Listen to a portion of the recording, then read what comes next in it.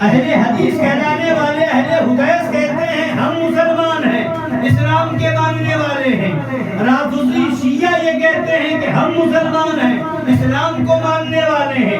نیچی یہ کہتے ہیں کہ ہم مسلمان ہیں، اسلام کو ماننے والے اور سمجھنے والے ہم ہیں۔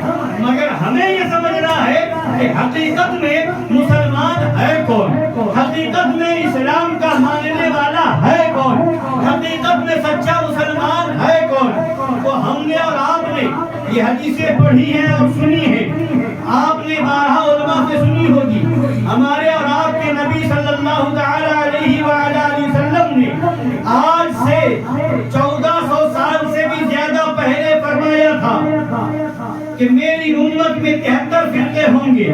ستفترق امتی علی 73 فرقہ کلہم فی النار الا واحدہ۔ 73 فرقے ہوں گے، سب کے سب جہنمی ہوں گے سوائے ایک فرقہ کے۔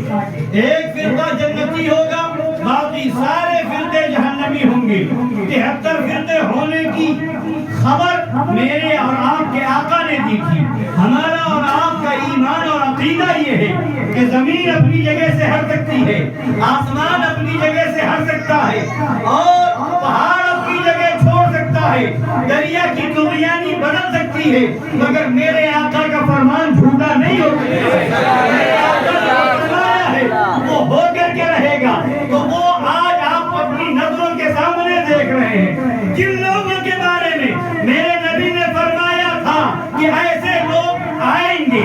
میرے نبی نے پہلے فرمایا تھا 73 فرقے ہوں گے، اور ان کی پہچان بتا دی تھی کہ قیامت سے پہلے ایسے لوگ بھی آئیں گے کہ وہ نمازیں اتنی پڑھیں گے کہ تم اپنی نمازیں دیکھو گے تو کہو گے اپنی نمازوں کو ان کی نمازوں کے آگے حقیر سمجھو گے۔ وہ عبادت اتنی کریں گے کہ تم اپنی عبادتوں کو ان کی عبادتوں کے آگے کم سمجھو گے۔ اور ان کی پہچان بتائی تھی ہمارے اور آپ کے نبی نے، حدیث پاک کے اندر ان کی پہچان موجود ہے کہ وہ سر مڑانے والے ہوں گے، مونچھیں صاف رکھنے والے ہوں گے، پاجامہ ان کا اونچا ہوگا، اور پیشانی پر ان کے جو ہے سجدے کا گھٹا بنائے ہوئے ہوں گے، کالا خاک بنائے ہوئے ہوں گے، لوگوں کو دکھائیں گے بہت بڑے نمازی ہیں۔ اور یہ آج کی بات نہیں ہے، نبی نے ان کی پہچان آج سے 1400 سال پہلے بتا دی تھی۔ یہ سب نشانیاں بتائی اور اس کے ساتھ ارشاد فرمایا تھا کہ وہ دین سے ایسے نکل جائیں گے جیسے تیر کمان سے نکل جائے گا۔ تو جن کی خبر میرے نبی نے 1400 سال پہلے دی، آج وہی کہہ رہا ہے نبی کو علم غیب ہے، نبی کو غیب کا علم تھا، نبی کو علم غیب ہے یا نہیں؟ کیا دلیل ہے؟ تو اس سے کہو باقی دلیلیں ہم بعد میں دیں گے، تو موجود ہے، تو ہی میرے نبی کے علم کی دلیل ہے۔ تو آج پیدا ہو کر کے پوچھ رہا ہے علم غیب کی دلیل کیا ہے، اور تیرے پیدا ہونے سے پہلے میرے نبی نے بتا دیا تھا کہ یہ لوگ پیدا ہوں گے، ان کی نشانیاں یہ ہوں گی، ان کی پہچان یہ ہوں گی۔ 73 فرقے اس وقت نہ تھے، مگر میرے نبی نے بتا دیا تھا 73 ہوں گے۔ تو مطلب کیا ہوا؟ یہ 73 فرقے پیدا ہو کر کے میرے نبی کے علم کا ثبوت دے رہے ہیں، کی دلیل بنے ہوئے ہیں۔ تو خود دلیل ہے تو مجھ سے دلیل مانگتا۔ تیرا پیدا ہونا میرے نبی کے علم کی دلیل ہے، تیرا وجود میرے نبی کے علم غیب کی دلیل ہے۔ اور بات وہی ہے کہ عقل ہوتی تو خدا سے نہ لڑائی، یہ گھٹائیں اسے منظور بڑھانا۔ اور ان وہابیوں کی ساری کوششیں، ان دیوبندیوں کی ساری کوششیں اس بات پر ہیں کہ دین اسلام سے بزرگوں کی یادیں ختم کر دی جائیں، دین سے اسلام سے بزرگوں کی یاد۔ آپ دیکھیں یہی وجہ ہے کہ ان وہابیوں کا، دیوبندیوں کا فتویٰ وہی لگتا ہے جہاں کہیں کسی بزرگ کی عظمت دکھائی دیتی ہے، کسی بزرگ کا چرچا ہوتا ہو، عرس کیوں منایا جاتا ہے؟ عرس کیوں منایا جاتا ہے؟ عرس کی تقریبات کیوں ہوتی ہے؟ یہ ہمارے بزرگوں نے جو عرس کی شروعات کی ہے یہ کیوں کی ہے؟ اس کی وجہ کیا ہے؟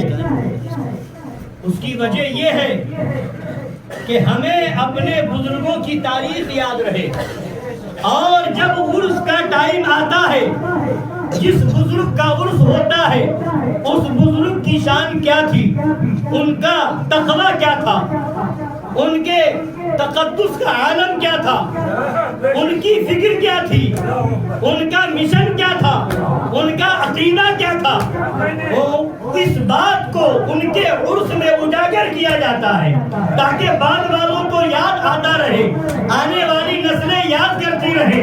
غریب نواز کا عرس مناتے ہو، یاد کرو غریب نواز کا مشن کیا تھا۔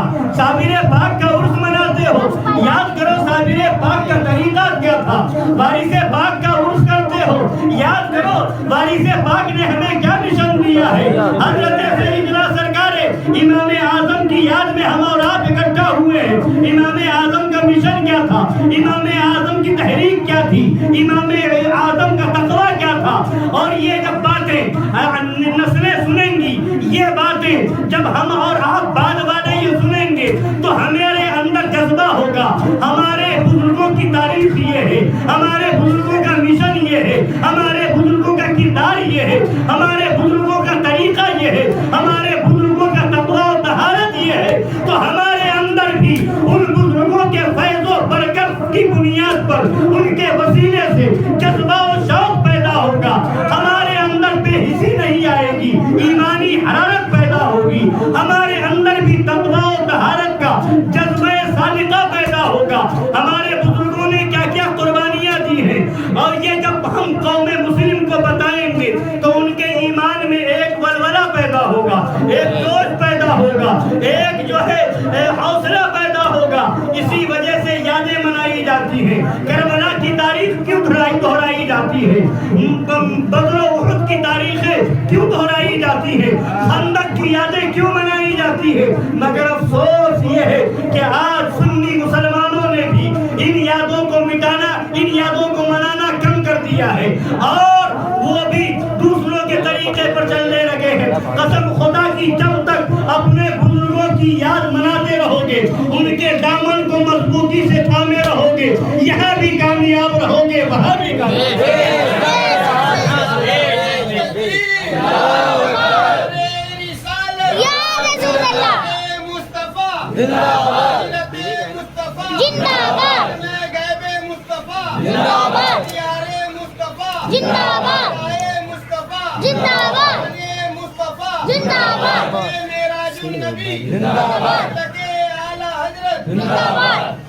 آج ان وہابیوں اور دیوبندیوں کا مشن یہ ہے، یہ دکھاتے کچھ ہیں، ان کے اندر کا مشن کچھ اور ہے۔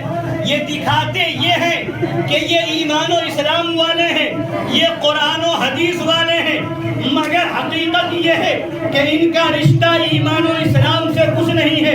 حضرات گرامی، یقیناً ہم قرآن پر ایمان رکھتے ہیں، ہم نبی کا کلمہ پڑھتے ہیں، مگر آپ یہ بتائیں کیا اسلام ہم تک ڈائریکٹ آ گیا ہے؟ بولیے، اسلام ڈائریکٹ آیا ہے؟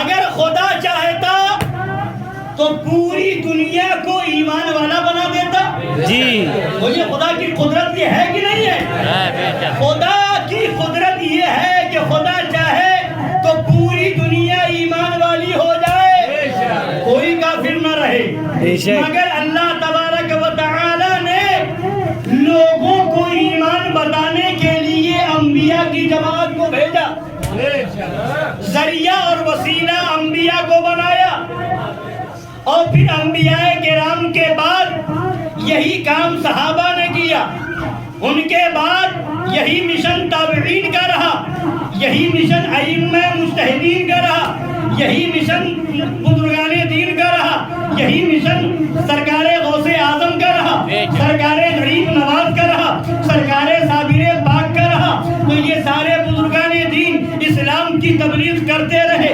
اسلام کے پیغام کو آگے پہنچاتے رہے۔ اگر خدا چاہتا تو کسی کو مشقت کی ضرورت نہ پڑتی. خدا چاہتا تو ہر ایک کے وہاں اپنا حکم نازل فرما دیتا. خدا چاہتا, خدا کی قدرت یہ ہے کہ ہر ایک کے پاس اپنا فرشتہ بھیج دیتا اور فرشتہ آ کر کے لوگوں کو خدا کا پیغام پہنچا دیتا. بلکہ خدا چاہتا تو فرشتے کی بھی ضرورت نہ ہوتی, بغیر فرشتہ کے وسیلے سے پیغام انسانوں تک پہنچ جاتا. مگر اللہ تبارک و تعالی دنیا والوں کو بتا رہا ہے, اے دنیا والوں, ہمیں تم تک اپنا پیغام پہنچانا ہوا تو انبیاء کو وسیلہ بنایا ہے, اولیاء کو وسیلہ بنایا ہے, صحابہ کو وسیلہ بنایا ہے. ان کے وسیلے سے تم تک ایمان پہنچ رہا ہے, ان کے وسیلے سے تم تک ایمان جا رہا ہے, اسلام کی دولت تمہیں مل رہی ہے. اب مطلب یہ ہے ان کے وسیلوں سے ہم تک ایمان اور اسلام کی دولت پہنچی. آپ اٹھائیں تاریخ اور اسی ہندوستان کی تاریخ کو آپ پڑھیں. کیا سرکار سید سالار مسعود غازی, سرکار غریب نواز رضی اللہ تعالیٰ عنہ, حضرت سیدنا مدار پاک کی اگر تشریف آوری اس ہندوستان کی سرزمین پر نہ ہوئی ہوتی تو کیا اسلام کی کھیتی لہلہا رہی ہوتی؟ کیا اسلام اس طرح سے ہندوستان میں پھیل گیا ہوتا؟ نہیں. مگر پتہ کیا چلا, اسلام ہم تک پہنچا ہے تو یہاں پہنچنے میں, ہندوستان میں اسلام لانے والوں میں کہیں سید سالار مسعود غازی کا پاک کا کرم ہے, غریب نواز کا احسان ہے. اسی ہندوستان میں غریب نواز نے 90 لاکھ لوگوں کو کلمہ پڑھا کر کے اسلام کے دامن میں سمیٹا ہے. تو مطلب کیا ہوا؟ مطلب یہ ہوا ہمیں اسلام ملا ہے تو سید سالار کی بارگاہ سے ملا ہے, ہمیں اسلام ملا ہے تو غریب نواز کی بارگاہ سے ملا ہے, ہمیں اسلام ملا ہے تو مدار پاک کی بارگاہ سے ملا ہے, ہمیں اسلام ملا ہے تو صابر پاک کی بارگاہ سے ملا ہے, ہمیں اسلام ملا ہے تو مخدوم اشرف سمنانی کی بارگاہ سے ملا ہے, ہمیں اسلام ملا ہے محبوب الہی نظام الدین اولیاء کی بارگاہ سے ملا ہے, ہمیں اسلام ملا ہے حضرت شاہ فضل اللہ کالپوری کی بارگاہ سے ملا ہے, ہمیں اسلام ملا ہے حضرت شاہ برکت اللہ مالہوی کی بارگاہ سے ملا ہے. ہم تک ایمان و عقیدہ پہنچا ہے تو سرکار اعلیٰ حضرت کے وسیلہ اور واسطہ سے پہنچا ہے, سرکار مظہر اعلیٰ حضرت کے وسیلہ اور واسطہ سے پہنچا ہے. تو ہمارا اسلام وہ ہوگا جو غریب نواز کا اسلام تھا, ہمارا اسلام وہ ہوگا جو مدار پاک کا اسلام تھا. لہذا ان نئی جماعت والوں سے کہہ دو, ان تبلیغی جماعت والوں سے کہہ دو, ان وہابیوں سے کہہ دو, ان دیوبندیوں سے کہہ دو, سنو 1857 سے پہلے دیوبند کا کوئی نام و نشان نہ تھا, مگر نگوا کا کوئی نشان نہ تھا, مگر صابر پاک کا عرس ہو رہا سے پہلے تبلیغی جماعت کا کوئی وجود نہ تھا, مگر مکن پور شریف میں مدار پاک کا عرس ہو رہا سے پہلے کسی جماعتی کا, کسی اہل حدیث کہلانے والے کا کوئی نام و نشان نہ تھا, مگر قسم خدا کی بزرگوں کا عرس ہو رہا تھا. چادریں چڑھائی جا رہی تھی, لوگ حاضری دے رہے تھے. ارے یہ تو وہ آستانہ ہے, یہ تو وہ بزرگان دین ہے, یہ اللہ والے وہ ہے, غریب نواز کا روضہ وہ ہے جہاں ہم شمانے نہیں بادشاہوں نے حاضریاں دی ہے. کہیں شاہجہاں پہنچ کر کے مرادیں مانگ رہا ہے, کہیں جہانگیر پہنچ کر کے اب وہ منتیں مانگ رہے ہیں, کہیں جا کر کے بابر پہنچ کر کے حاضری دے. جہاں بادشاہوں نے حاضریاں دی ہے وہ غریب نواز کا روضہ ہے, غریب نواز کا گنبد ہے, قطب الدین بختیار کاکی کا آستانہ ہے. پتہ کیا چلا؟ اور ہندوستان میں اسلام لانے والے غریب نواز ہیں. اٹھاؤ تاریخ, غریب نواز کا مشن کیا تھا؟ جب مدینہ شریف سے چلے ہیں, لاہور کے راستے سے ہوتے ہوئے جب آ رہے ہیں تو حضرت سیدنا داتا گنج بخش علی حجویری رضی اللہ تعالیٰ عنہ کے مزار پر 40 دن رک کر کے چلہ فرمایا ہے, یعنی غریب نواز مدینہ شریف سے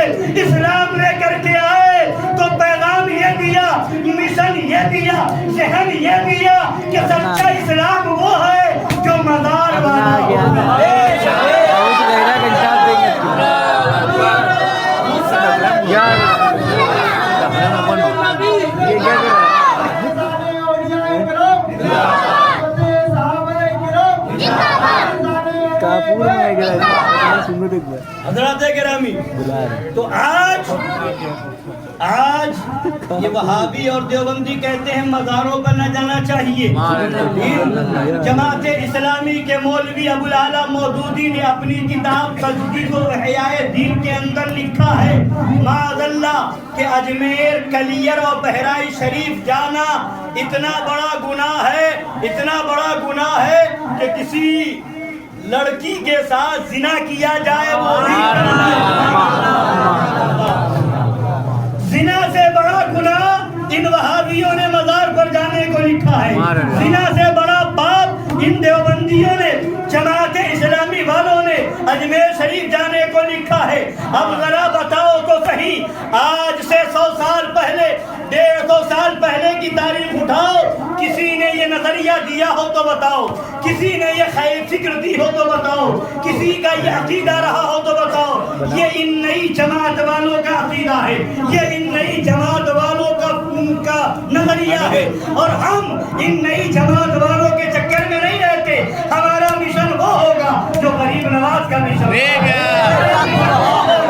سید سالار مسعود غازی کا مشن, اور انہی سب مشنوں کو بتایا ہے تو بریلی کے تاجدار بتایا ہے, تو سرکار اعلیٰ حضرت نے بتایا ہے.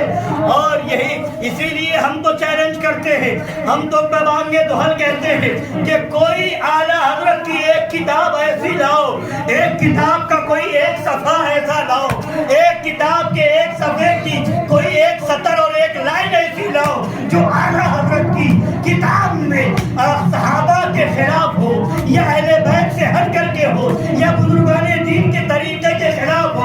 اعلیٰ حضرت کا ہر مشن, اعلیٰ حضرت کا سارا فتویٰ, اعلیٰ حضرت کی ساری کتابیں, اعلیٰ حضرت کی ساری تحریریں یہ بزرگان دین کے مشن کو بتا رہی ہے, یہ صحابہ کے طریقے کو بتا رہی ہے. اعلیٰ حضرت نے وہی بتایا ہے جو قرآن میں بتایا گیا ہے, اعلیٰ حضرت نے وہی بتایا ہے جو حدیث میں بتایا گیا ہے, اعلیٰ حضرت نے وہی بتایا ہے جو صحابہ اور اہل بیت نے بتایا ہے, مجتہدین نے بتایا ہے. لہذا اس زمانے میں اگر چاہتے ہو کہ سچا اسلام چاہیے, اگر چاہتے ہو کہ سچے طریقے سے صحابہ کے مشن کو اپناؤ تو اعلیٰ حضرت کا دامن تھامو, مشن کو اپنا لو. اور اعلیٰ حضرت کا مشن اعلیٰ حضرت کی کتاب میں ہے, اعلیٰ حضرت کا مشن اعلیٰ حضرت کی کتب مبارکہ میں ہے. فتاوی رضویہ شریف اٹھاؤ, اعلیٰ حضرت کا مشن میں ہے, تو اعلیٰ حضرت کی کتابیں پڑھو تو بزرگوں کا مشن سمجھ میں آئے گا. تو کہنے کا مطلب یہ ہے کہ مسلمانوں پہچانو, نئے نئے فرقے ہیں, نئی جماعتیں ہیں, نئی تنظیمیں ہیں, یہ سب نئے طریقے سے آ رہے ہیں. کوئی معاذ اللہ ان وہابیوں کا عقیدہ ہے کہ نبی کو پیٹھ پیچھے کا علم نہیں, معاذ اللہ. لاؤ پوچھو ان وہابیوں سے, کسی صحابی کا یہ عقیدہ رہا ہو تو بتاؤ. یہ کہتے ہیں نبی کو معاذ اللہ غیب کا علم نہیں. پوچھو ان وہابیوں سے کہ کسی صحابی نے یہ عقیدہ رکھا ہو تو بتاؤ. یہ کہتے ہیں کسی بزرگ کو, کسی ولی کو وسیلہ نہیں بنایا جا سکتا ہے, کسی اللہ والے کی کسی چیز کو یہ اللہ والے کو وسیلہ نہیں بنایا جا سکتا ہے. ہم ان سے کہتے ہیں لاؤ کسی صحابی نے یہ مشن دیا ہو تو بتاؤ. بلکہ آپ تاریخ اٹھائیں گے تو آپ حدیث مبارکہ پڑھیں گے تو جگہ جگہ آپ کو یہ ملے گا کسی صحابی نے اور نبی کے وسیلے کی بنیاد پر نبی کے بال مبارک کو, منہ مبارک کو اپنی ٹوپی میں رکھا تاکہ اس کی برکت سے پتہ ملتی ہے. تو آپ کو سمجھ میں آئے گا صحابہ کرام کا طریقہ یہ تھا کہ جب ان کی کوئی ضرورت ہوتی تو وہ نبی کی بارگاہ میں حاضر ہوتے تھے. آج یہ وہابیوں دیوبندیوں کا مشن کیا ہے؟ یہ کہتے ہیں جو مانگنا ہے اللہ سے مانگو, کسی ولی سے نہ مانگو, کسی بزرگ سے نہ مانگو, کسی نبی سے نہ مانگو. یہ ان وہابیوں نے ذہن دینے کی کوشش کی, مگر اٹھاؤ صحابہ کی تاریخ پڑھو. صحابہ کرام کا معاملہ کیا ہے؟ معاملہ یہ ہے صحابہ کی اونٹ غائب ہوتی تو مسجد میں جا کے دعا نہیں کرتے تھے, نبی کی بارگاہ میں آتے تھے. اونٹ بھی غائب ہو گئی ہے, کہاں ہے بتا دیجئے. نبی بتا رہے ہوتے ہیں فلاں جنگل چلے جاؤ, سبحان اللہ.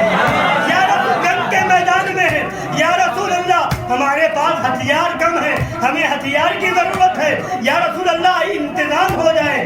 وہ کہنا جانتے تھے کہ جو مانگنا ہے اللہ سے مانگو، وہ بھی دعا کرتے مولا ہتھیار کا انتظام کروا دے، مگر نبی سے کہتے ہیں، نبی نے کھجور کی شاخیں لی اور کہہ دی کہ وہ کھجور کی شاخیں تلوار کا کام کرتے ہیں۔ کسی صحابی کی آنکھ جنگ کے میدان میں نکل گئی، شہید ہو گئی، نبی کی بارگاہ میں آئے، یا رسول اللہ میری آنکھ میں کافروں کی طرف سے تیر لگ گیا ہے، آنکھ بہ گئی ہے، کرم فرما دیجئے۔ میرے آقا صلی اللہ علیہ وسلم لعاب دہن لگاتے ہیں اور آنکھ کے اندھیرے کو آنکھ کے اندر رکھ دیتے ہیں، پھر وہ آنکھ پہلے سے زیادہ روشن ہو جاتا ہے۔ صحابہ کرام تو نبی کی بارگاہ میں جائیں، آنکھ لینا ہو تو نبی کی بارگاہ میں جائیں، پیاس لگے تو نبی کی بارگاہ میں جائیں، بھوکے ہو تو نبی کی بارگاہ میں جائیں۔ صحابہ کرام نے آ کر کے عرض کیا، یا رسول اللہ بہت شدت کی پیاس لگی ہوئی ہے، بہت شدت کی بھوک لگی ہوئی ہے، کھانے پینے کا انتظام ہو جاتا تو بڑا اچھا تھا، اب یہاں صحابہ کرام بھوکے ہیں۔ صحابہ کرام نے یہ نہیں دیکھا کہ نبی کے چھوڑ دو اور خدا سے مانگو، دینے والا خدا ہے، بلکہ نبی کی بارگاہ میں فریاد لے کر کے آئے۔ ایک پیالہ نبی کی بارگاہ میں آیا، اور 70 صحابہ ہیں جو بھوکے ہیں بظاہر اور انہیں کھانے اور پینے کی ضرورت محسوس ہو رہی ہے۔ نبی نے ایک پیالے کو لیا اور اس کے بعد فرمایا، اے جابر ان پیالوں کا دودھ جو ہے صحابہ کو پلاؤ۔ حضرت جابر ایک ایک صحابی کو پلاتے جا رہے ہیں، ایک ایک صحابی کو پلاتے جا رہے ہیں۔ حضرت ابو ہریرہ رضی اللہ تعالیٰ عنہ جو ہے ایک ایک صحابی کو پلاتے جا رہے ہیں۔ 70 صحابہ نے اس دودھ کے پیالے کا دودھ پی لیا، مگر دودھ ویسا ہی کا ویسا رہا۔ تبھی تو اعلیٰ حضرت فرماتے ہیں، کیوں جناب ابو ہریرہ جس سے 70 صاحبوں کا دودھ سے منہ پھر گیا۔ سبحان اللہ، سبحان اللہ۔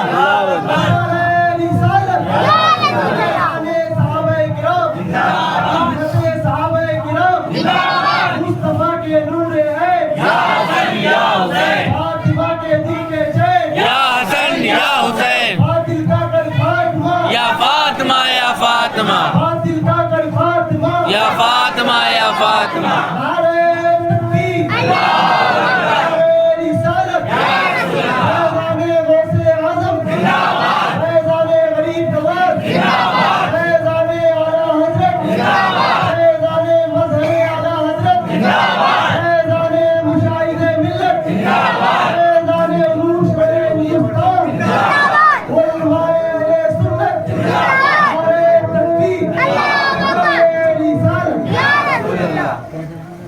اور صحابہ کرام کا یہ معاملہ تھا کہ جو ضرورت ہوتی وہ نبی کی بارگاہ میں آ کر کے پیش کرتے تھے۔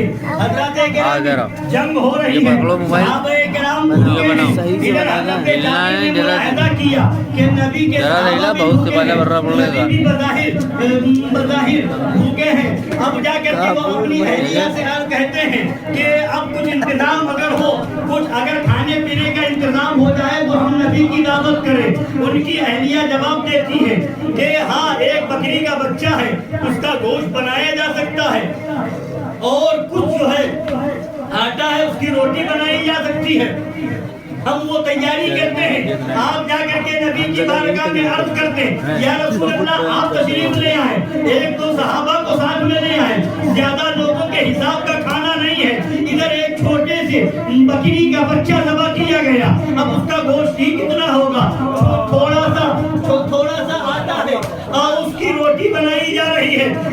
نبی نے فرمایا، نبی سے عرض کیا، یا رسول اللہ چند لوگوں کا کھانا ہو سکتا ہے، 2-4 لوگوں کا، آپ تشریف لے چلے، ایک دو صحابہ ساتھ میں ہو جائیں۔ اور ادھر یہ دعوت دی گئی، ادھر نبی نے اعلان فرما دیا، اے میرے صحابہ چلو، جابر کے گھر میں سب کی دعوت ہے۔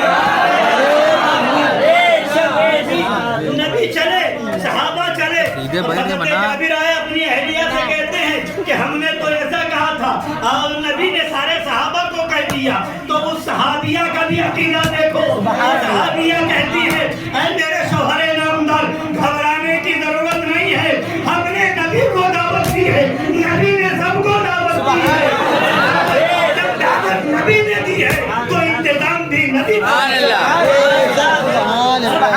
آ کر کے عرض کیا، نبی نے فرمایا کہ لے آؤ، جس ہانڈی میں تم نے وہ شوربہ وہ سالن بنایا ہے وہ ہانڈی لے آؤ، لعاب دہن ڈال دیا، فرمایا کھول کر کے دیکھنا نہیں، نکالتے رہنا، اور جہاں آٹا گوندھا گیا تھا اس میں لعاب دہن ڈال دیا اور فرمایا کہ اس میں سے روٹی پکاتے رہو، اس کو کھول کے دیکھنے کی ضرورت نہیں ہے۔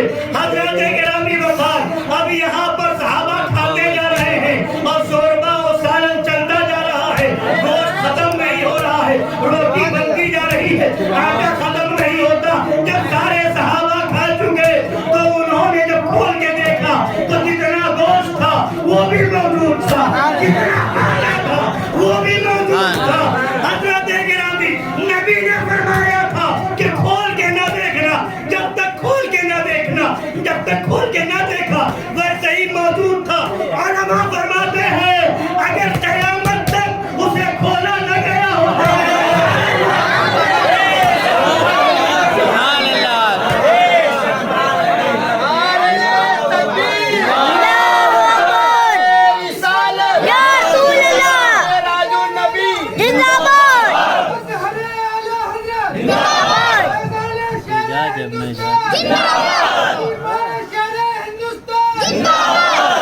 اختیار مصطفیٰ اختیار مصطفیٰ شان مصطفیٰ کاتب مصطفیٰ قلب مصطفیٰ نعرہ تکبیر۔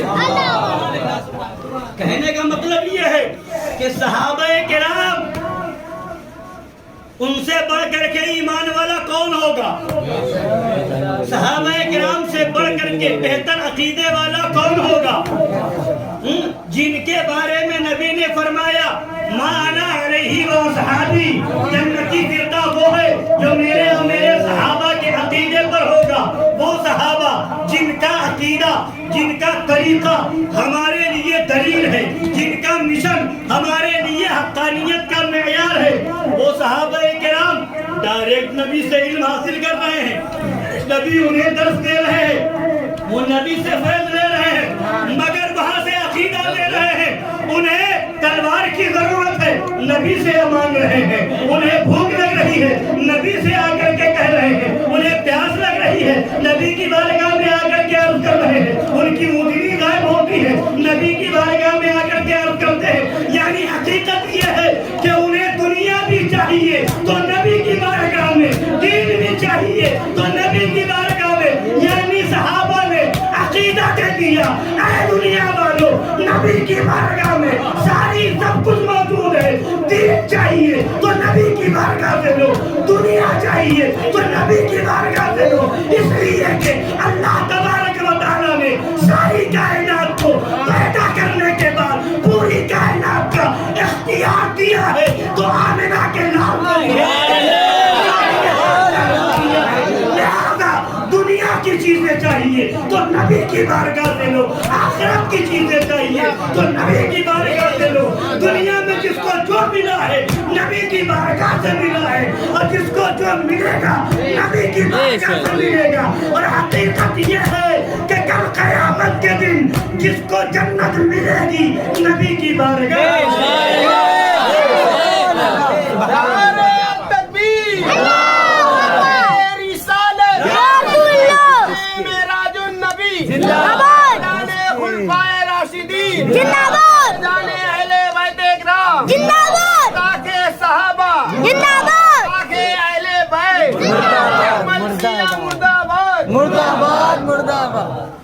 حضرات گرامی، کہنے کا مطلب یہ ہے صحابہ آج یہ عقیدہ ان وہابیوں نے دینے کی کوشش کی، آج یہ عقیدہ دیوبندیوں نے دینے کی کوشش کی کہ اللہ کے علاوہ غیر اللہ سے اگر مدد مانگو گے مسلم ہو جائے گا، انبیاء سے مدد نہیں مانگ سکتے، اولیاء سے مدد نہیں مانگ سکتے، کسی پیر بزرگ سے مدد نہیں مانگ سکتے۔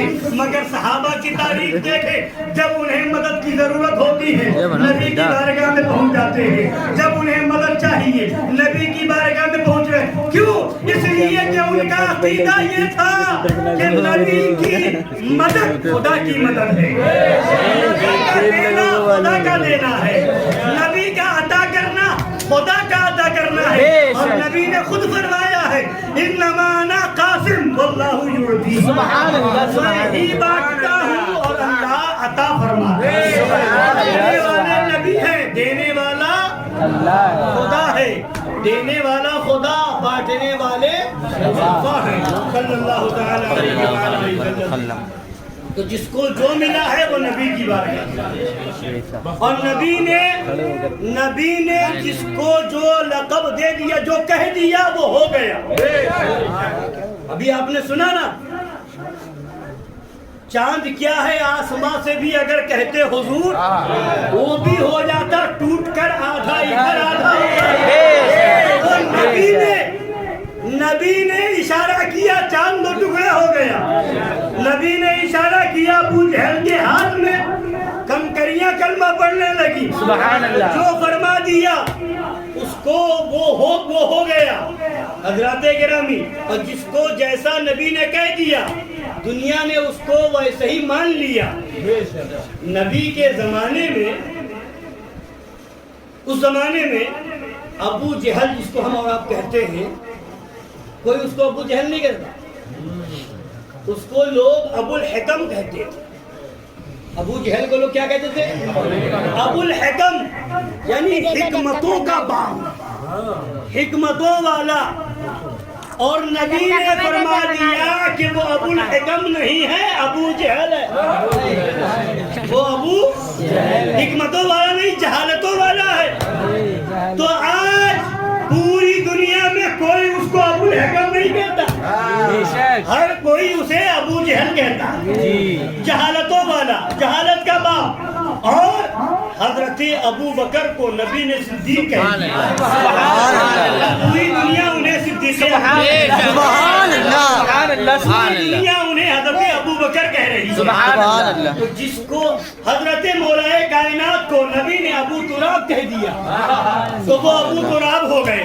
حضرت ابو ہریرہ کا نام ابو ہریرہ نہیں ہے، ہریرہ تو کا معنی تو بلی، ابو ہریرہ کا معنی ہوا بلی والا۔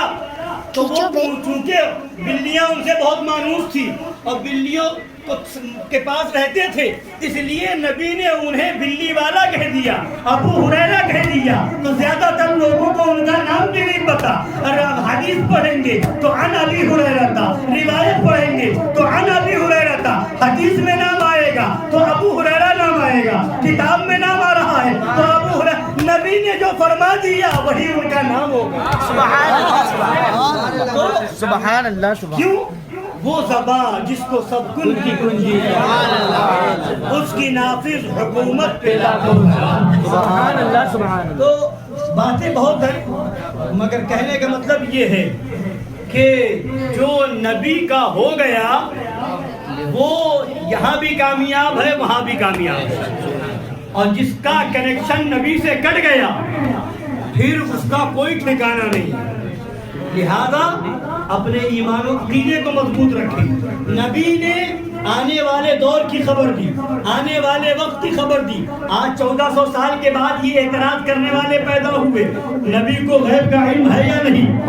حضرت امام اعظم ابو حنیفہ رضی اللہ تعالی عنہ کی محفل ہم اور آپ کر رہے ہیں، عرس امام اعظم منا رہے ہیں۔ آئیے کچھ امام اعظم رضی اللہ تعالیٰ عنہ کا ذکر کرتے چلیں، اپنے بزرگوں سے جڑیں، اپنے بزرگوں کی یاد منائیں۔ آج لوگ جو ہیں بیٹوں کی تاریخ یاد رکھتے ہیں، بھتیجوں کی تاریخیں یاد رکھتے ہیں، اس کا برتھ ڈے ہے، اس کا برتھ ڈے ہے۔ اس سوال ہوتا ہے تمہارا برتھ ڈے کب آئے گا، تمہارا برتھ ڈے کب آئے گا، اور اس پر ہیپی برتھ ڈے منایا جاتا ہے۔ یہ تمہارا اپنے بچوں کا برتھ ڈے منانا، اپنے خاندان والوں کا برتھ ڈے منانا کام نہ آئے گا۔ اور برتھ ڈے مناتے ہو اس میں کیک کاٹا جاتا ہے، اس میں عیسائیوں اور یہودیوں کا طریقہ اختیار کیا جاتا ہے، اس میں تالیاں بجائی جاتی ہے۔ معاذ اللہ رب العالمین، یہ سارے طریقے اسلامی طریقوں سے ہٹ کر کے ہیں، یہ طریقہ اسلامی کے خلاف ہے۔ اے مسلمانوں، اگر اپنے بچوں کی تاریخ پیدائش پر کچھ کرنا ہے تو اس دن شیرینی منا کر کے بزرگوں کے نام پر فاتحہ کرو، اللہ والوں کے وسیلے سے دعا کرو کہ اے اللہ میرے بچے کو علم نافع عطا فرما، اے مولا بزرگان دین کے صدقے میں اسے نیک بنا دے. مگر ہوتا یہ ہے برتھ ڈے کی تاریخ میں کیک کاٹو اور چاہو کہ میرا بچہ نیک صالح بن جائے. بچے کی تاریخ آئے تالیاں بجاؤ اور اس کے بعد کہو کہ میرا بچہ شرارتی کیوں ہو گیا ہے, میرا بچہ ماں باپ کا ادب کیوں نہیں کرتا ہے. تو آپ نے ادب کی تعلیم کون سی دی ہے؟ آپ تو اسکول اور کالج میں بھیجے مگر دینی تعلیم کی طرف کتنا رجحان ہے, ایمان کتنا بتایا آپ نے. آپ یہ تو بتائیں گے کہ ایسا کرو گے اگر ایسا کرو گے پڑھ لکھ لو گے تو یہ نوکری مل جائے گی وہ نوکری مل جائے گی. اگر پڑھ لکھ اور اگر پڑھایا لکھایا پھر اس کے بعد چھوڑا دیا کہ کوئی اگر نوکری نہیں کرانی ہے تو تجارت میں آپ لگاتے ہیں, اس کا ڈھنگ طریقہ بتاتے ہیں. کیوں؟ یہ دنیا کی ترقی ہے. مگر کبھی آپ نے یہ بھی خیال کیا, یہ بھی آپ نے بتایا جہاں آپ یہ بتاتے ہیں کہ بیٹا بی اے کر لو گے, بی ایڈ کر لو گے, MBBS بن جاؤ گے اور وغیرہ وغیرہ ڈگریاں حاصل کر لو گے تو یہ جاب مل جائے گی, یہ نوکری مل جائے گی, اتنی ترقی ہو جائے گی. مگر کیا تب کبھی تم نے یہ بھی سبق دیا کہ بیٹا امام اعظم کی زمانے پڑھ لو, بیٹا غوث اعظم کی حیات پڑھو, بیٹا غریب نواز کا مشن پڑھو, بیٹا یہ سب پہچان لو کہ غریب نواز والا کون ہے, غوث اعظم والا کون ہے. جب یہ پہچان لو گے تو ان وہابیوں سے دور ہو جاؤ گے, سے دور ہو جاؤ گے, ان بے ایمانوں سے دور ہو جاؤ گے اور ان سے دور ہو جاؤ گے تو تمہارا ایمان بچ جائے گا. ان وہابیوں کو پہچان لو گے تمہارا عقیدہ بچ جائے گا, ان دیوبندیوں کو پہچان لو گے تمہارا ایمان بچ جائے گا, ان اہل حدیث کہلانے والے اہل حدیث کو پہچان لو گے تو تمہارا ایمان بچ جائے گا. یہ کبھی نہیں بتایا جاتا ہے بلکہ ہوتا کیا ہے, اگر بیٹا کسی اچھی صحبت میں آ گیا, اگر وہ گھر میں آ کے کہتا ہے کہ فلاں رشتہ دار وہابی ہے ہم نہیں جائیں گے, اگر وہ آ کر کے کہتا ہے کہ فلاں جگہ شادی میں دیوبندی آ رہا ہے ہم نہیں جائیں گے, تو اب گھر والے اس کے دشمن ہو جاتے ہیں, ماں باپ اس کے دشمن ہو جاتے ہیں, بھائی اس کا دشمن ہو جاتا ہے کہ یہ کس کی صحبت میں بیٹھنے لگا, یہ کس کے پاس جانے لگا. سنو, تمہاری اگر کسی سے لڑائی ہوتی ہے تو جہاں وہ جاتا ہے تم نہیں جاتے ہو, تمہاری آپس کی لڑائی ہوتی ہے جب تم اپنے وہاں پروگرام کرتے ہو, تم اپنے وہاں تقریب کرتے ہو, شادی ہوتی ہے تو اپنے دشمن کو نہیں بلاتے ہو. اور عاشق رسول وہ ہوتا ہے کہ شادی جب کرتا ہے تو یہ دیکھتا ہے کہ جو عاشق رسول ہوگا وہ ہمارے وہاں آئے گا, ہمارے وہاں آئے گا, اور جو گستاخ رسول ہوگا اسے ہمارے وہاں پانی تو پانی ہے, پینے کو پیشاب بھی نہیں ہے.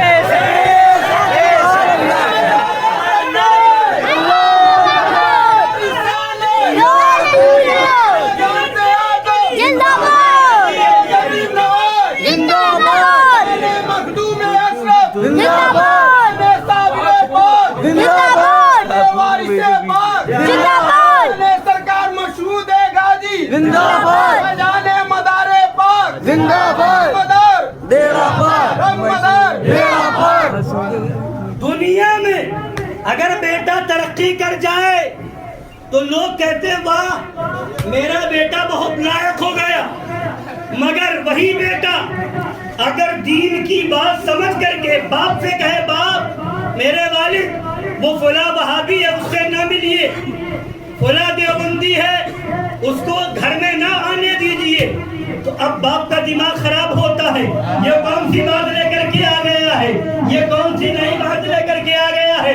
گھر والے کہتے ہیں یہ کہاں بیٹھنے لگ گیا ہے. حضرات گرامی, جہاں آپ کو دنیا کی ترقی دیکھ کر کے خوشی ہوتی ہے وہی آپ کا مزاج یہ ہونا چاہیے کہ میرا بیٹا دین سمجھ کر کے ہمیں دین بتا رہا ہے اور بتا یہ رہا ہے کہ یہ وہابی ہے, نبی کا دشمن ہے, اس سے ہمارا کوئی تعلق نہیں. تو یہ جو طریقہ اور جذبہ لے کر کے آیا ہے یہی تو جذبہ حسینی ہے.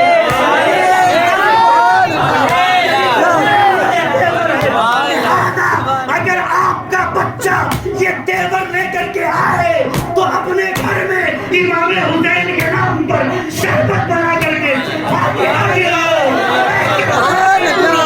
یہ آپ کا صدقہ ہے کہ ہمارے بچے کو یہ تیور ملا.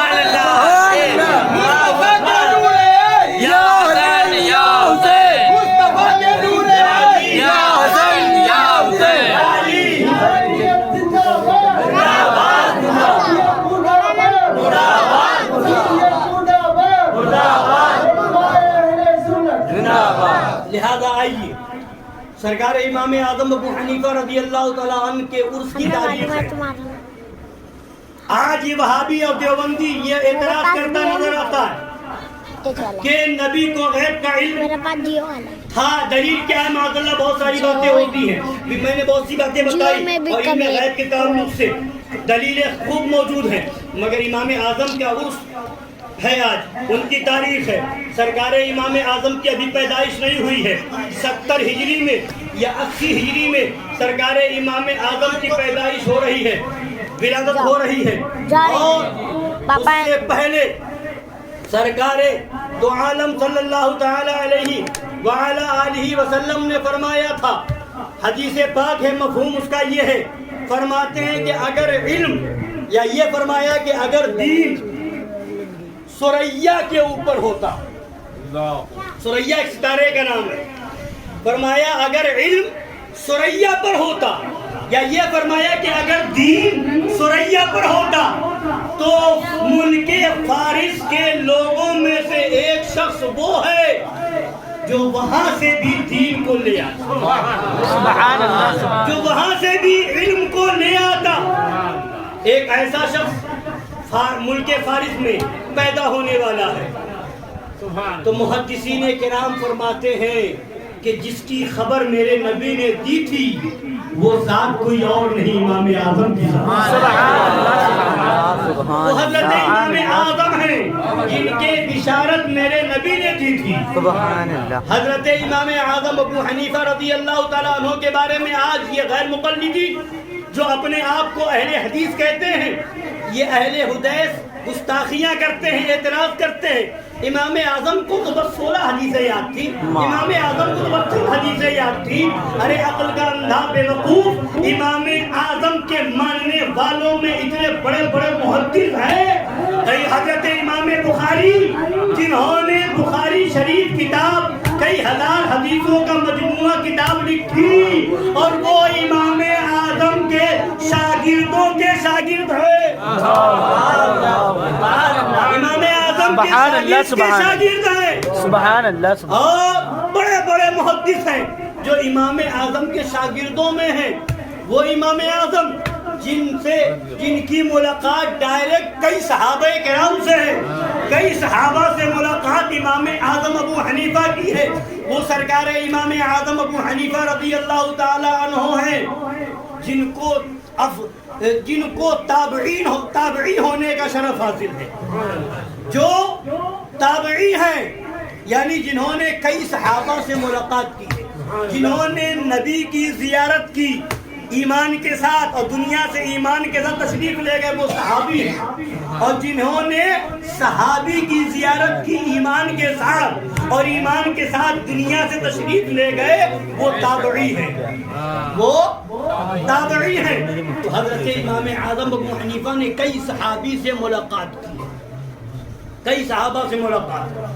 اور وہ حضرت امام اعظم ابو حنیفہ رضی اللہ تعالیٰ عنہ، یہ غیر مقلدین اہل حدیث کرانے والے یہ آج ذہن دیتے ہیں، یہ لوگوں کو اپنے وہاں بتاتے ہیں کہ ان کو کچھ ہی حدیثیں یاد تھی اور باقی تو وہ اپنے قیاس سے باتیں کرتے تھے، وہ اپنے دماغ سے باتیں کرتے تھے.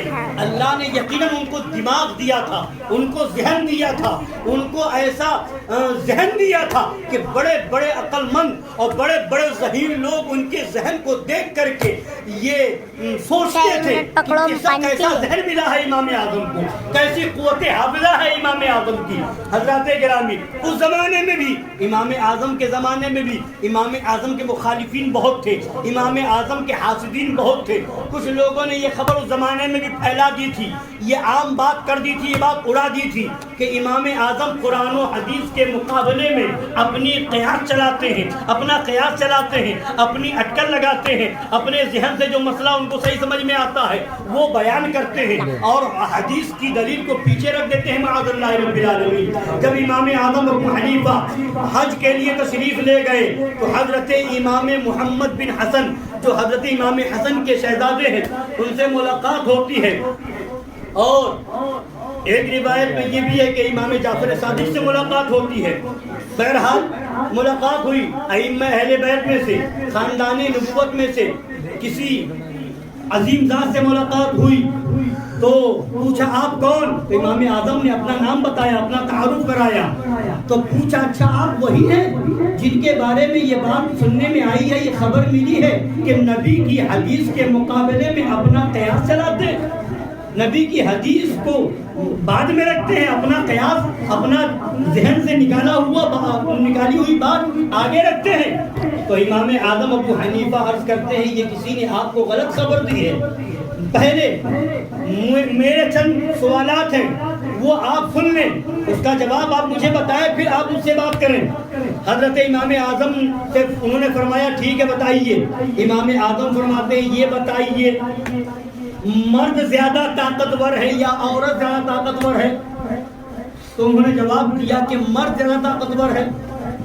فرمایا یہ عرض کیا یہ بتائیے کہ اگر باپ کا انتقال ہو جائے، اولاد میں بیٹا بھی ہو بیٹی بھی ہو، تو اب باپ کے ترکے سے جب بانٹا جائے گا تو لڑکے کو کتنا ملے گا، لڑکی کو کتنا ملے گا؟ تو انہوں نے جواب دیا کہ لڑکے کو 2 حصہ ملے گا، لڑکی کو 1 حصہ، یعنی جتنا لڑکے کو ملے گا اس کا آدھا لڑکی کو ملے گا، اس لیے کہ قرآن پاک میں ہے للذکر مثل حظ الانثیین. تو حضرت امام اعظم ابو حنیفہ کہتے ہیں کہ اگر میں اپنی عقل سے ایک مسئلہ بتاتا تو میں یہ کہتا کہ عورت کمزور ہے، مرد طاقتور ہے، عورت کو ڈبل دیا جائے، مرد کو سنگل دیا جائے، عورت کو زیادہ دیا جائے، مرد کو کم دیا جائے. مگر میں اپنی عقل سے فتویٰ نہیں دیتا، میں تو قرآن و حدیث سے فتویٰ دیتا ہوں. لہٰذا میں بھی یہی مسئلہ بتاتا ہوں کہ عورت کو 1 حصہ ملے گا اور مرد کو 2 حصے ملیں گے. پھر انہوں نے پوچھا امام اعظم نے کہ یہ بتائیے نماز افضل ہے یا روزہ افضل ہے؟ نماز افضل ہے یا روزہ افضل ہے؟ انہوں نے جواب دیا کہ نماز افضل ہے. امام اعظم ابو حنیفہ فرماتے ہیں کہ اگر میں اپنی عقل سے فتویٰ دیتا تو نماز افضل ہے روزہ سے، مگر جب عورت کو مہینے میں کچھ خاص دن آتے ہیں جس دن وہ روزہ نہیں رکھ سکتی، وہ نماز نہیں پڑھ سکتی، کچھ مہینے میں خون آتے ہیں، ماہواری آتی ہے، تو اب حکم شرع کیا ہے کہ روزہ جو چھوٹ گیا رمضان کے مہینے کا اس کی وہ قضا کرے گی اور نماز کی قضا نہیں کرے گی. فرماتے ہیں اگر میں اپنی عقل سے فتویٰ دیتا تو میں یہ کہتا کہ نماز افضل ہے، نماز کی قضا کی جائے گی، روزے کی قضا نہیں کی جائے گی، مگر میں اپنی عقل سے فتویٰ نہیں دیتا. پھر حضرت امام اعظم نے پوچھا یہ بتائیے کہ پیشاب زیادہ ناپاک ہے یا منی زیادہ ناپاک ہے؟ انہوں نے کہا پیشاب زیادہ ناپاک ہے. تو فرماتے ہیں اگر میں اپنی عقل سے فتویٰ دیتا تو میں یہ کہتا کہ اگر پیشاب ہو جائے تو غسل کرے اور منی نکل جائے تو وضو کر لے، مگر میں اپنی عقل سے فتویٰ نہیں دیتا. اس لیے جو حکم قرآن ہے وہی بتاتا ہوں، جو حکم حدیث ہے وہی بتاتا ہوں. تو جو وہ آل رسول تھے انہوں نے امام اعظم کی پیشانی چوم لی اور فرمایا ہاں آپ جو بتاتے ہیں صحیح ہے، لوگوں نے غلط بتایا. جی تو یہ ہے سرکار امام اعظم ابو حنیفہ کی ذات، وہ ہے امام اعظم ابو حنیفہ. بڑے بڑے مسئلے آئے اور کیوں نہ ہو، لقب کیا ہے امام اعظم؟ امام اعظم کا لقب ایسا ہی نہیں ملا ہے، اور ان کی بارگاہ کا ادب تو ہمیں اعلیٰ حضرت نے بتایا. سبحان اللہ. سوال آیا اعلیٰ حضرت کی بارگاہ میں کہ غوث اعظم افضل ہے یا امام اعظم؟ اعلیٰ حضرت سے پوچھا گیا غوث اعظم افضل ہے یا امام اعظم؟ تو سرکار اعلیٰ حضرت فرماتے ہیں کہ حضرت امام اعظم سے پوچھا گیا تھا کہ حضرت اسود، حضرت عطا اور حضرت علقمہ ان تینوں میں افضل کون ہے؟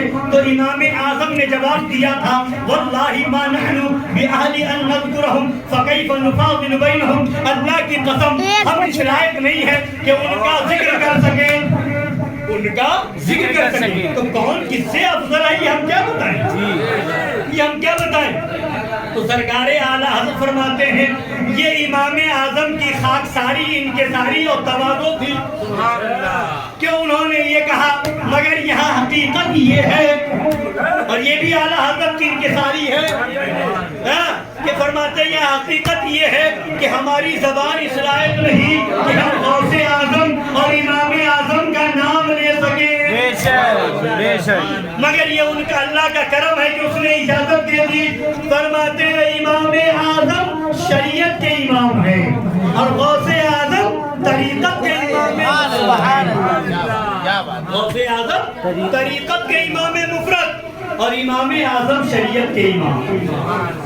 تو وہ اعلیٰ حضرت نے ہمیں ادب سکھایا ہے، کیا کہ ہم اس لائق نہیں کہ ان کا نام لے سکیں، یہ تو اللہ کی رحمت ہے کہ اس نے ہمیں اجازت دے دی، تو یہ اللہ کا کرم ہے کہ ہم ان کی یاد منا رہے ہیں۔ اور سرکار امام اعظم ابو حنیفہ کے تقویٰ کا عالم، ان کی پرہیزگاری کا عالم، آج یہ اعتراض کرنے والے، اپنے آپ کو اہل حدیث کہلانے والے، یہ غیر مقلد، یہ آج کی پیداوار انگریزوں کی اولاد، یہ کیا جانے گی امام اعظم کی ذات کو، امام اعظم کے تقویٰ کو۔ ایک مرتبہ آپ تشریف لے جا رہے تھے، کہیں چپل سے اڑ کر کے کیچڑ کا تھوڑا سا حصہ آپ کے دامن پہ لگ گیا، امام اعظم فوراً دجلہ کے کنارے گئے اور کپڑے کو رگڑ رگڑ کے دھونا شروع کر دیا۔ وہیں پر کوئی صاحب موجود تھے، انہوں نے کہا کہ حضرت آپ ہی مسئلہ بتاتے ہیں کہ اگر اتنا تھوڑا حصہ کیچڑ وغیرہ کا نجاست کا اگر دامن پہ لگ جائے تو اس سے کپڑا ناپاک نہیں ہوتا ہے، اور اس حالت میں اگر نماز بھی پڑھ لی جائے تو اس کی مقدار آپ بتاتے ہیں کہ اگر نجاست غلیظہ ہے تو اگر وہ درہم کے برابر ہے تو اس کا دھونا فرض ہے، درہم سے زیادہ ہے تو دھونا فرض ہے، درہم کے برابر ہے تو دھونا واجب ہے، اور درہم سے کم ہے تو دھونا سنت ہے۔ بغیر دھوئے بھی اگر نماز پڑھ لی تو ہو جائے گی، مگر خلاف سنت ہوگی، مگر ہو تو جائے گی، مگر اتنا تھوڑا سا حصہ لگا ہے، تھوڑا سا کیچڑ ہو گیا ہے، تب آپ اتنا رگڑ رگڑ کے دو رہے ہیں۔ تو امام اعظم فرماتے ہیں ہاں وہ فتویٰ ہے اور یہ تقویٰ ہے، سبحان اللہ، سبحان اللہ، وہ فتویٰ ہے اور یہ تقویٰ ہے۔ تو وہ ہے امام اعظم جن کے تقوی کا یہ عالم کہ کپڑے میں اگر کیچڑ کا تھوڑا سا ایک ذرہ لگ جائے تو اسے دھو دھو کے پاک کریں، کوئی نجاست کا ذرا سا حصہ بدن میں نہ رہنے پائے۔ وہ امام اعظم ہے کہ جا رہے ہیں تو کسی نے کو بات کی، بات کرتے ہوئے کوئی کہتا ہے کہ یہ جا رہے بہت بڑے امام ہیں، یہ رات میں 500 رکعت نفل نماز پڑھتے ہیں۔ سبحان اللہ، آپس میں لوگ بات کر رہے ہیں کہ یہ جا رہے ہیں امام اعظم، یہ رات بھر میں 500 رکعت نفل نماز پڑھتے ہیں۔ امام اعظم کے کان تک یہ بات آئی، امام اعظم اس وقت 300 رکعت نماز پڑھتے تھے، امام اعظم اس وقت رات میں 300 رکعت نماز پڑھتے تھے۔ امام اعظم فرماتے ہیں یہ بندہ میرے بارے میں یہ خیال کرتا ہے کہ میں 500 رکعت نماز پڑھتا ہوں، لہذا آج سے میں ہر رات 500 رکعت پڑھوں گا تاکہ اس بندے خدا کا گمان صحیح ہو جائے۔ سبحان اللہ، سبحان اللہ، سبحان پھر اللہ۔ کچھ دن کے بعد گزرے تو کسی نے دیکھا تو کہا کہ وہ جو امام اعظم جا رہے ہیں وہ رات بھر اللہ کی عبادت کرتے ہیں، رات بھر نفل نماز پڑھا کرتے ہیں۔ تو امام اعظم پھر سوچنے لگے کہ ایسی تعریف ہو رہی جو میں نہیں کرتا، 500 رکعت نماز تو پڑھتا ہوں، رات بھر نہیں پڑھتا، کچھ دیر آرام بھی کر لیتا ہوں، مگر یہ اللہ کا بندہ میرے بارے میں ایسا خیال رکھتا ہے، اور پھر کل قیامت کے دن اللہ نے اگر پوچھ لیا کہ وہ بندہ میرا تمہارے بارے میں یہ خیال رکھتا تھا، تمہارے کان تک یہ بات آئی اور تم نے اس پر عمل نہ کیا تو میں کیا جواب دوں گا؟ لہذا اس کے بعد سے امام اعظم نے رات بھر جگ کر کے عبادت کی، سبحان اللہ، رات بھر نماز پڑھی امام اعظم نے۔ 40 سال تک امام اعظم نے عشاء کے وضو سے فجر کی نماز پڑھی۔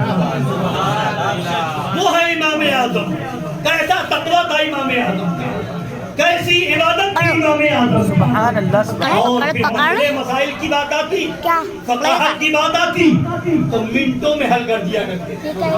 بڑے بڑے مسئلے آتے ہیں امام اعظم کی بارگاہ میں اور ایسے حل کرتے کہ لوگ حیران رہ جاتے۔ ایک مرتبہ ایک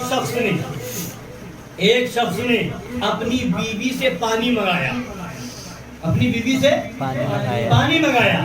وہ پانی لے کے آ رہی تھی, تھوڑی سی دیر ہو گئی, اور یہ تیور شاید ہر زمانے میں رہا ہے, زیادہ تیور جو ہے لوگوں کا بیوی پر چلتا ہے. تو وہ دیر ہو گئی, بیچ ہی میں آئی تھی کہ تیور سے اس نے کہا کہ اتنی دیر کیسے ہوئی, اب اگر تم پانی میرے پاس لائی تو تمہیں طلاق, اگر پانی میرے پاس لائی تو تمہیں طلاق, یا پانی تم نے خود پی لیا تو بھی تمہیں طلاق, یا کسی کو تم نے پلا دیا تو بھی تمہیں طلاق, اور یا پانی زمین پر تم نے پھینک دیا تو بھی تمہیں طلاق. سمجھ رہے, اس سے بھی کیا بولا, اگر تم میرے پاس لے کے آؤ گی تو بھی طلاق, تم خود پیو گی تو بھی طلاق, کسی کو پلاؤ گی تو بھی طلاق, پانی اگر زمین پر پھینکو گی تو بھی طلاق.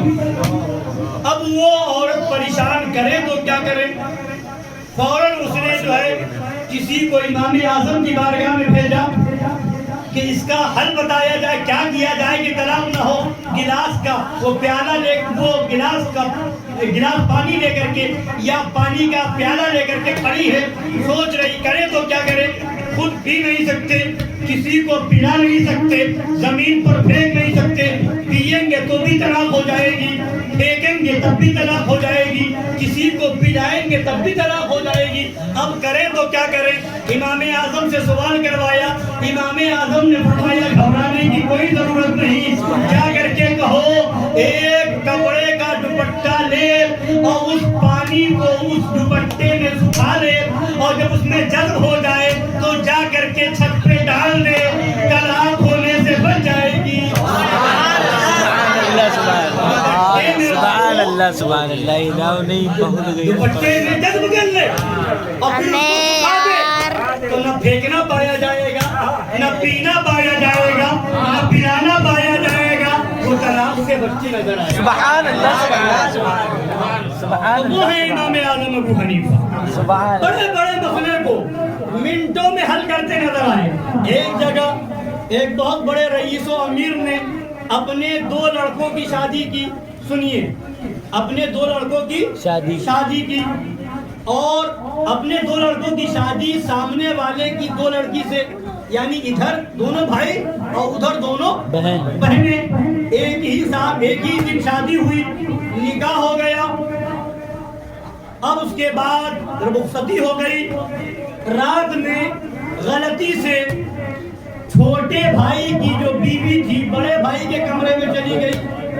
بڑے بھائی کی جو بیوی تھی وہ چھوٹے بھائی کے کمرے میں چلی گئی. رات کا اندھیرا تھا, نہ پہلی ملاقات تھی, نہ وہ پہچانتی تھی نہ وہ پہچانتی تھی. اب یہ ہو گیا معاملہ, رات گزر گئی, صبح ہوئی تو پتہ چلا کہ معاملہ الٹا ہو گیا. جس بھائی کا نکاح جس عورت سے ہوا تھا اس عورت کے ساتھ رات میں نہیں تھا, دوسری بیوی تھی. چھوٹے بھائی کی بیوی بڑے بھائی کے ساتھ رہی, بڑے بھائی کی بیوی چھوٹے بھائی کے ساتھ رہی. اب یہ جب معاملہ ہوا ولیمہ میں بڑے بڑے علماء پہنچے ہوئے تھے. اب وہ آدمی جس کے لڑکے کی شادی ہوئی تھی بھاگتا ہوا علماء کے پاس آیا, علماء کی جماعت موجود ہے, مسئلے کا حل کیا جائے, پھر ولیمہ کی دعوت کھائی جائے.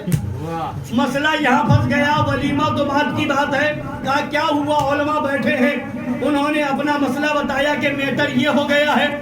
حضرت سفیان موجود تھے, بہت بڑے فقیہ ہیں, انہوں نے فرمایا کہ یہ جو معاملہ ہوا ہے یہ وطی بالشبہ ہے, شبہے کی بنیاد پر ایسا ہوا ہے, جان بوجھ کر کے نہیں ہوا ہے. اس کا حکم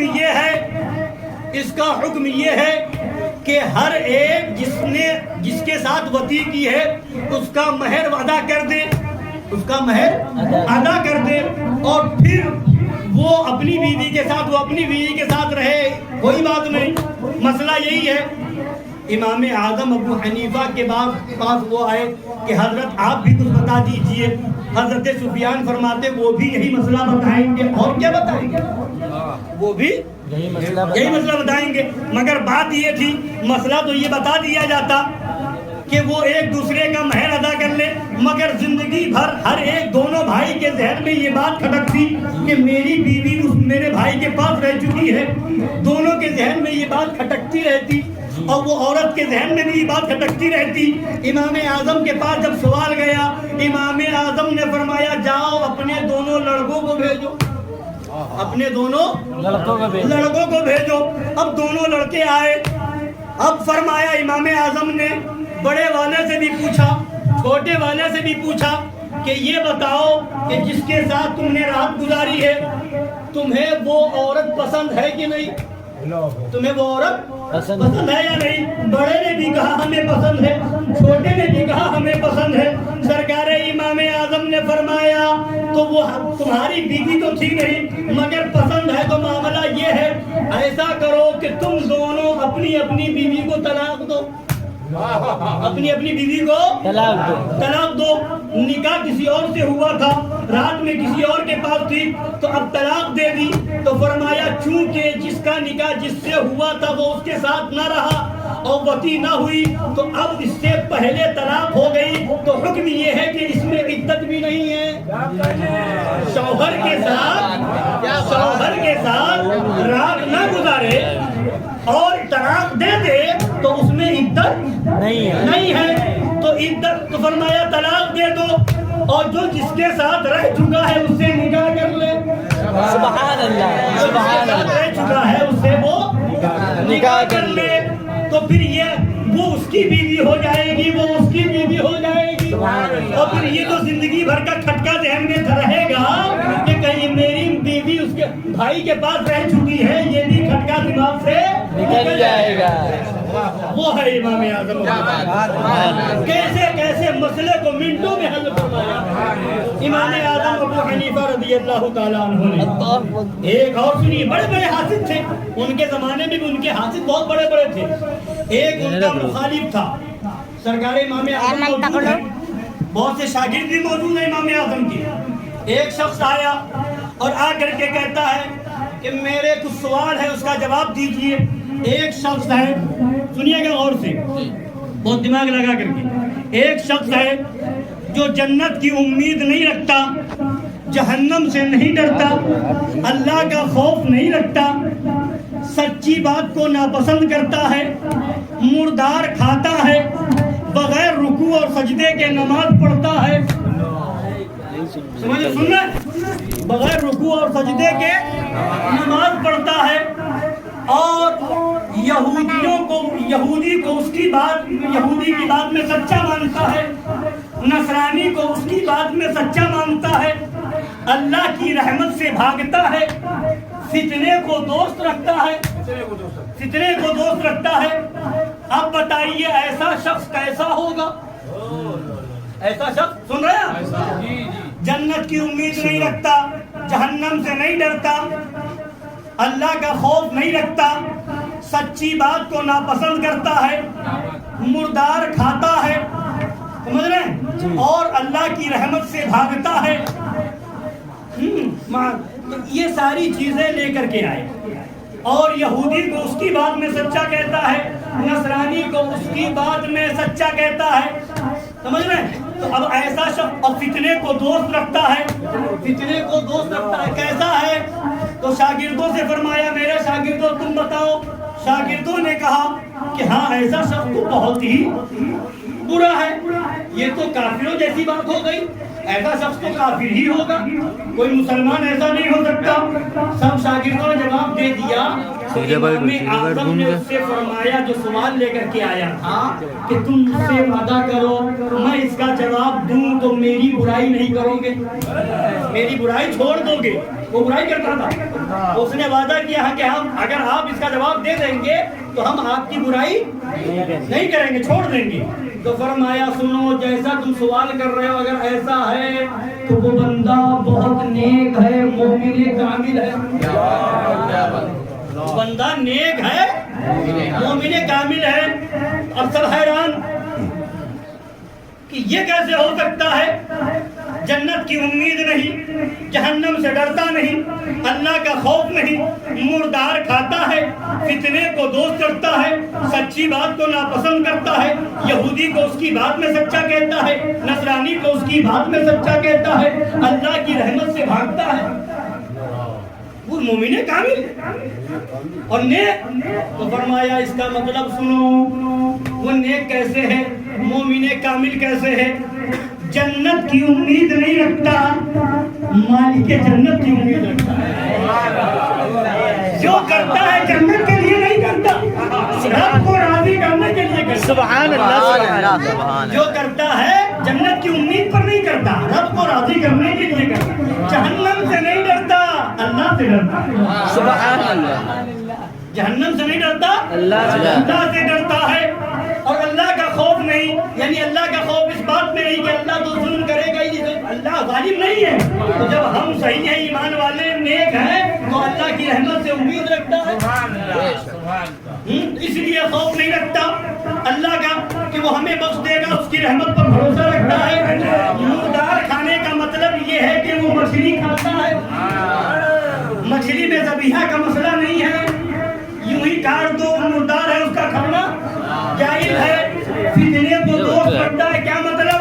تو مطلب یہ ہے کہ وہ اپنی اولاد کو دوست رکھتا ہے. قرآن میں فرمایا انما اموالکم و اولادکم فتنہ، تمہارے مال اور تمہاری اولاد فتنہ ہے. تو فتنے کو دوست رکھتا ہے، یعنی اولاد کو دوست رکھتا ہے. اور سچی بات کو ناپسند کرتا ہے، یعنی موت بہت سچی چیز ہے، موت سچی ہے، گانا ہی ہے. تو وہ سچی بات کو ناپسند کرتا ہے، یعنی موت کو ناپسند کرتا ہے کہ عمر لمبی ہوگی تو اللہ کی عبادت زیادہ ہے. سبحان اللہ. اور یہودی کو اس کی بات میں سچا کہتا ہے، نصرانی کو اس کی بات میں سچا کہتا ہے. کیا مطلب؟ قرآن پاک میں ہے وقالت اليهود ليست النصارى على شيء وقالت النصارى ليست اليهود على شيء. یعنی یہودیوں نے نصرانیوں کے بارے میں کہا تھا کہ وہ ایمان پر نہیں، عیسائیوں نے نصرانیوں نے یہودیوں کو کہا کہ وہ ایمان پر نہیں، اور دونوں اس بات میں سچے ہیں.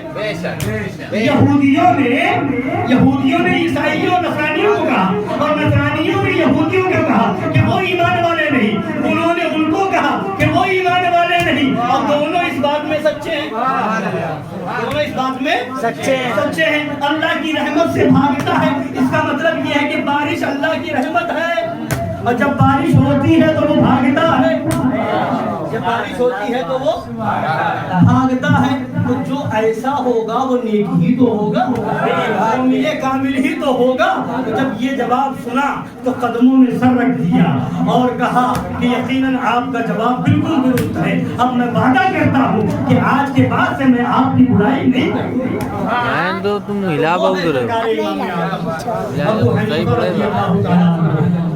اور سنیے، ایک شخص تھا ان کے زمانے میں، سرکار امام اعظم ابو حنیفہ کے زمانے میں، جو حضرت عثمان غنی رضی اللہ تعالیٰ عنہ کی برائی کرتا تھا.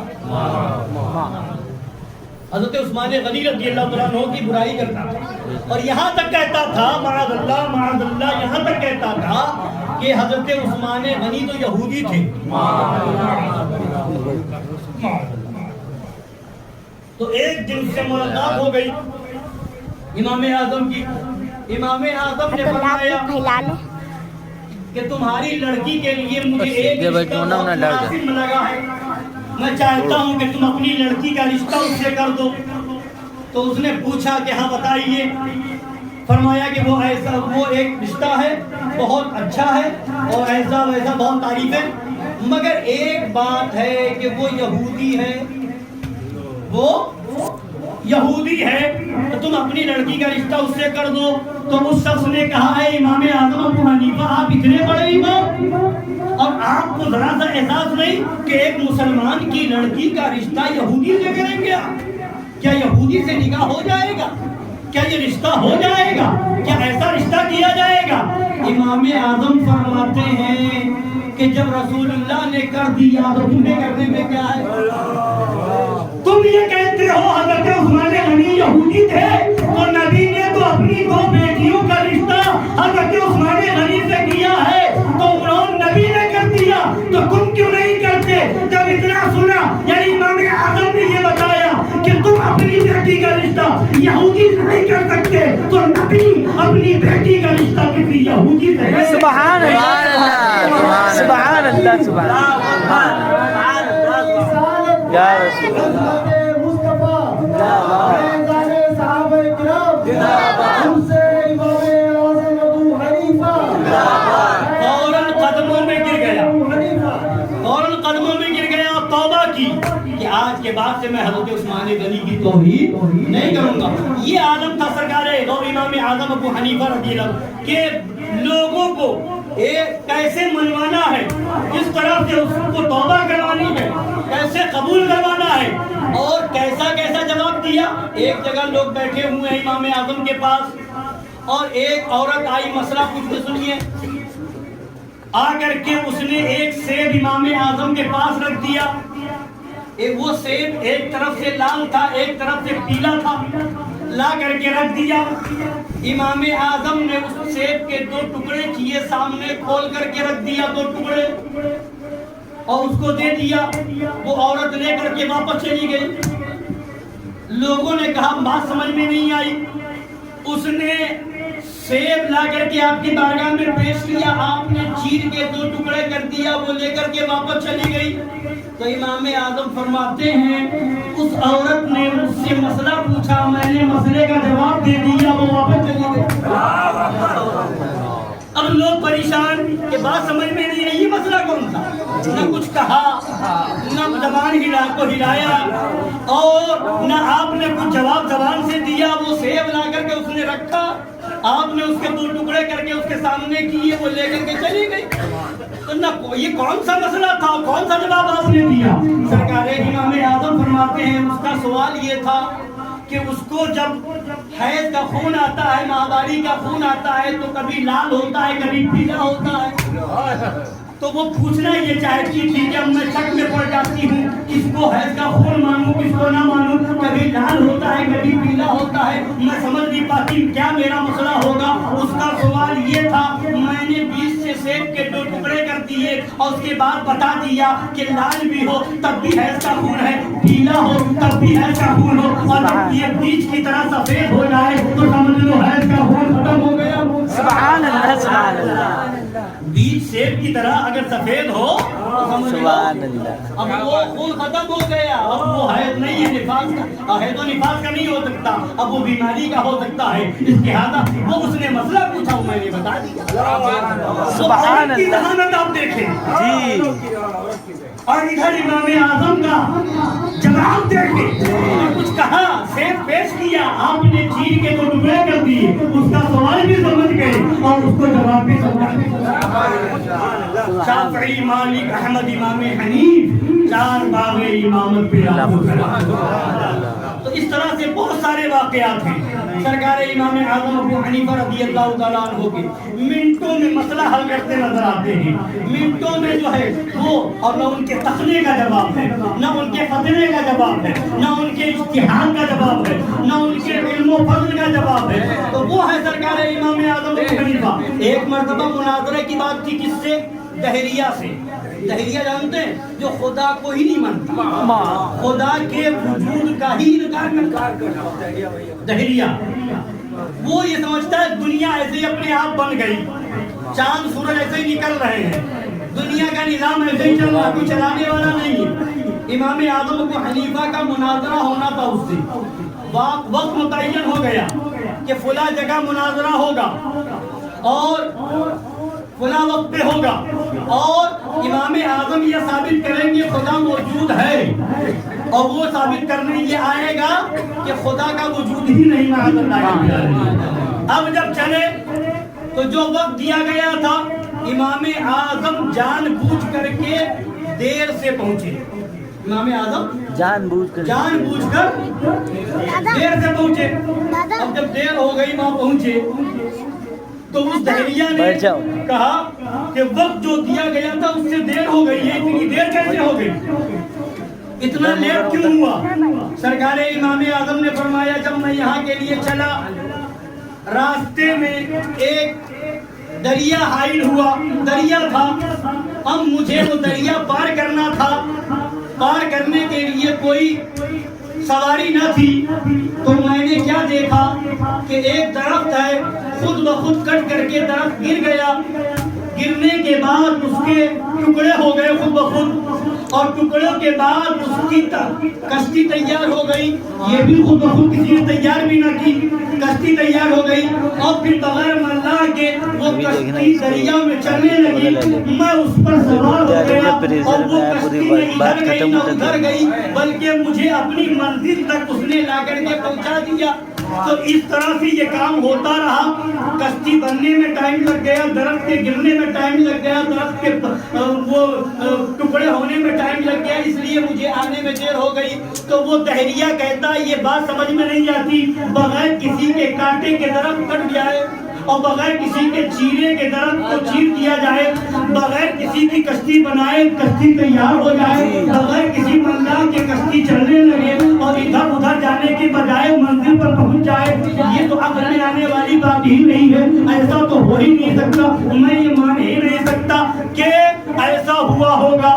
سرکار امام اعظم فرماتے ہیں یہ درخت کا گرنا کوئی بڑی بات نہیں، ٹکڑے ہونا کوئی بہت بڑی بات نہیں، کشتی کا بننا کوئی بڑی بات نہیں، اس کا پانی پر تیر کر کے منزل تک آنا کوئی بہت بڑی بات نہیں۔ جب اتنی معمولی بات کو تو ماننے کو تیار نہیں ہے کہ درخت خود بخود نہیں کر سکتا، اس کا حصہ خود بخود الگ نہیں ہو سکتا، کشتی خود بخود نہیں ہو سکتی، وہ خود بخود چل نہیں سکتی، تو جب اتنی چھوٹی سی بات نہیں ہو سکتی تو یہ بتا اتنی بڑی زمین خود بخود کیسے ہو سکتی ہے، اتنا بڑا آسمان خود بخود کیسے ہو سکتا ہے، یہ چاند اور سورج کا نظام خود بخود کیسے ہو سکتا ہے، یہ چاند یہ ستاروں کی جھلملاہٹ خود بخود کیسے ہو سکتی ہے، یہ دریا کی دریائی خود بخود کیسے ہو سکتی ہے، یہ پہاڑ خود بخود کیسے ہو سکتے ہیں، اور جب یہ ایک کشتی خود بخود تیار نہیں ہو سکتی تو اتنی بڑی زمین کیسے ہو سکتی ہے۔ پتا کیا چلا، زمین بنانے والا بھی کوئی ہے، آسمان بنانے والا بھی کوئی ہے، پہاڑ پیدا کرنے والا بھی کوئی ہے، دریا پیدا کرنے والا بھی کوئی ہے، اور وہ کوئی اور نہیں، وہی تو خدا ہے، وہی تو خدا ہے۔ جب یہ کہا تو وہی پر خاموش ہو گیا، اس نے توبہ کرنی۔ یہ ہے سرکار امام اعظم ابو حنیفہ کا علم، یہ ہے ان کے سامنے والے کو جواب دینے کا عالم۔ تو سرکار امام اعظم کہ یہ علم تھا، یہ تقویٰ تھا، یہ پرہیزگاری تھی۔ ایک مرتبہ تشریف لے جا رہے تھے، زمین کچھ گیلی تھی، کیچڑ تھے زمین میں، ایک بچہ بھی ساتھ میں چل رہا تھا۔ سرکار امام اعظم نے فرمایا کہ بیٹا سنبھل کے چلنا، کہیں ایسا نہ ہو کہ تمہارا قدم پھسل جائے، گر جاؤ۔ اس بچے نے جواب دیا کہ اے امام اعظم، میں سنبھل کے چلوں یہ تو ٹھیک ہے، مگر آپ بھی سنبھل کے چلیں، میں اگر گروں گا میرا قدم پھسلے گا تو میں تنہا گروں گا اور تنہا میرا قدم پھسلے گا، اور اگر آپ کا قدم پھسل گیا تو آپ کے پیچھے پوری قوم ہے، اگر آپ کا قدم پھسل گیا تو پوری قوم گر جائے گی، پوری قوم بہک جائے گی، پوری قوم گمراہ ہو جائے گی۔ امام اعظم نے اس بچے کو سینے سے لگا دیا اور فرمایا کہ یہ ہے کہ تم سچ کہتے ہو کہ اگر کوئی ایک عام آدمی اگر پھسلتا ہے، اگر کوئی ایک عام آدمی اگر بگڑتا ہے تو وہ تنہا بگڑے گا، اور اگر کوئی عالم بگڑے گا تو پوری قوم کو بگاڑتا نظر آئے گا۔ اس لیے عوام کا سنبھلنا تو بہت ضروری ہے، مگر اس سے زیادہ ضروری ہے کہ امام سنبھلے۔ اگر عوام وہابی کی دعوت میں کھا کر کے آئے گی تو وہ گنہگار ہوگی، اس کی نماز خراب ہوگی۔ اگر امام وہابی کی دعوت کھاتے آئے گا تو پورے مقتدیوں کی نماز خراب ہوگی۔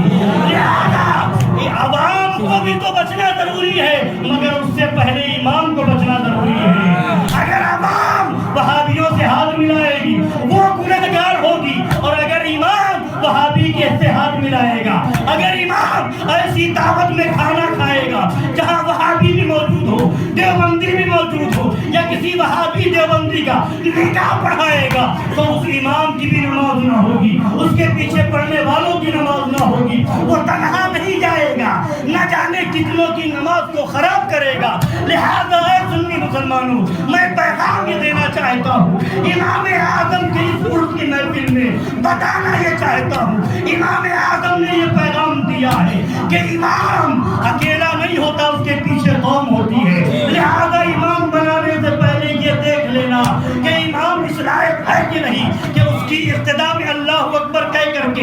سنیت مانگی جائے. اگر وہابیوں کی دعوت کھانے والا امام ہو, اگر دیوبندیوں سے ملنے والا امام ہو, اگر ایسی دعوت میں جانے والا امام ہو جس میں وہابی دیوبندی بھی آتے ہو, اگر وہابیوں کا نکاح پڑھانے والا امام ہو, اگر دیوبندیوں کا نکاح پڑھانے والا امام ہو, تو ایسے امام کے پیچھے نماز پڑھنے سے بہتر ہے کہ تم اپنی نماز اپنے گھر میں پڑھو. آج تو حال یہ ہے کہ آج لوگ عالم بننے والے, مفتی کہلانے والے لڑ رہے ہیں. وہ کہہ رہا ہے ہم قاضی ہیں, وہ کہہ رہا ہے ہم قاضی ہیں, وہ کہہ رہا ہے ہم قاضی ہیں, وہ کہہ رہا ہمیں قاضی مان لو, وہ کہہ رہا ہمیں قاضی مان لو. سنو, آج یہ لڑ رہے ہیں, قوم کو لڑا رہے ہیں. وہ اس کو مانے, وہ اس کو مانے, وہ اس کو مانے. امام اعظم ابو حنیفہ کا عرس کرنے والوں ایک بات ذہن نشی رکھو, امام اعظم کو خلیفہ منصور نے بلایا اور بلانے کے بعد کہا اے امام اعظم ابو حنیفہ, آپ کو اپنی پوری سلطنت کا قاضی القضات بنانا چاہتا ہوں, پورے قاضیوں کا ہیڈ بنانا چاہتا ہوں. امام اعظم فرماتے ہیں میں اس لائق نہیں, میں اس لائق نہیں, یہ عہدہ قبول نہیں کرنا چاہتا, میں اس عہدے قضا کے, بولیے اس عہدے قضا کے لائق نہیں ہے. تو وہ جواب دیتا ہے کہ نہیں, آپ غلط کہہ رہے ہیں, جھوٹ بول رہے ہیں, آپ تو اس لائق آپ نہیں تو کون ہوگا, آپ غلط کہتے ہیں. امام اعظم فرماتے ہیں اگر میں غلط کہتا ہوں تو غلط کہنے والوں کو قاضی کیسے بناؤ گے؟ تم نے ہی فیصلہ کر دیا کہ میں اس کے لائق نہیں, تو انہوں نے عہدہ قبول نہ کیا. ذرا سوچے تو صحیح, وہ امام اعظم ہو کر کے عہدہ قبول نہیں کر رہے, قاضی بننا نہیں چاہ رہے ہیں, اور آج ہر غیرہ یہ سمجھ رہا ہے کہ پوری دنیا ہم کو قاضی مانی جائے, پورا شہر ہم کو قاضی مانی جائے. آج سنیت نہیں دیکھی جا رہی ہے, قاضی بننے کی لڑائی چل رہی ہے. اس محلے کا قاضی الگ ہے, اس محلے کا قاضی الگ ہے, ادھر کا قاضی الگ ہے, ادھر کا قاضی الگ ہے. مسلمانوں کو اس قاضی بننے کے چکر میں نہ لڑاؤ, سنیوں کو اس چکر میں نہ لڑاؤ. اگر تم بتانا ہے تو یہ بتاؤ کہ ایمان کیا ہے. اگر کسی کو قاضی نہ بھی مانو گے تو تمہارا ایمان نہیں جائے گا, اور اگر یزیدیوں کے ساتھ بیٹھو گے تو ایمان چلا جائے گا. اگر کسی کو قاضی نہیں مانو گے تمہارے عقیدے میں خرابی نہیں آئے گی. اگر دیوبندیوں کے ساتھ بیٹھو گے تو ایمان خطرے میں پڑ جائے گا. اگر کسی قاضی کے زندہ باد ہونے کا نعرہ نہیں لگاؤ گے تمہارے عقیدے پہ کوئی فرق نہیں پڑے گا, تم سنی ہی رہو گے. مگر اگر کسی قاضی کے چکر میں اور کسی قاضی کی روش کو دیکھ کر کے اگر وہ وہابیوں کے ساتھ بیٹھ رہا ہے, اگر کوئی قاضی دیوبندیوں کے ساتھ بیٹھتا ہے, اگر کوئی قاضی بننے والا کسی شیعہ کے ساتھ بیٹھتا ہے تو سن لو, وہ سب کچھ ہو سکتا ہے, نہ وہ قاضی نہیں ہو سکتا, وہ باقی کو ہو سکتا ہے, قاضی ہرگز نہیں ہو سکتا. ہمیں قاضی چاہیے تو امام اعظم بہتر ہے. ہمیں قاضی چاہیے تو اعلیٰ حضرت جیسا قاضی چاہیے, ہمیں قاضی چاہیے تو مظہر اعلیٰ حضرت جیسا قاضی چاہیے.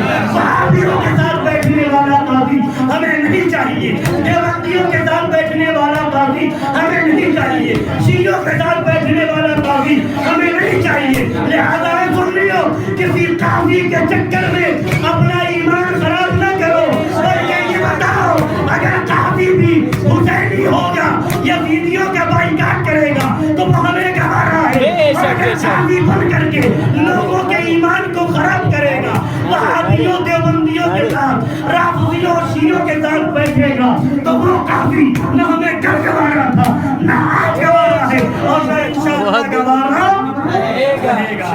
لہذا اپنے مشن کو سمجھو, اپنا ایمان بچاؤ, اپنا عقیدہ بچاؤ, سچے پکے حسینی بن جاؤ, اور اعلان کرو ہم حسینی ہیں, گوارا نہیں باطل ہم کو, سر جھکاتے نہیں ہم سر کو کٹا دیتے ہیں. اللہ تعالیٰ ہم سب کو سچا پکا حسینی بنائے, اور بزرگوں کا ماننے والا بنائے, بزرگوں کا مشن پر چلنے والا بنائے. آمین. وما علینا الا البلاغ المبین. السلام علیکم.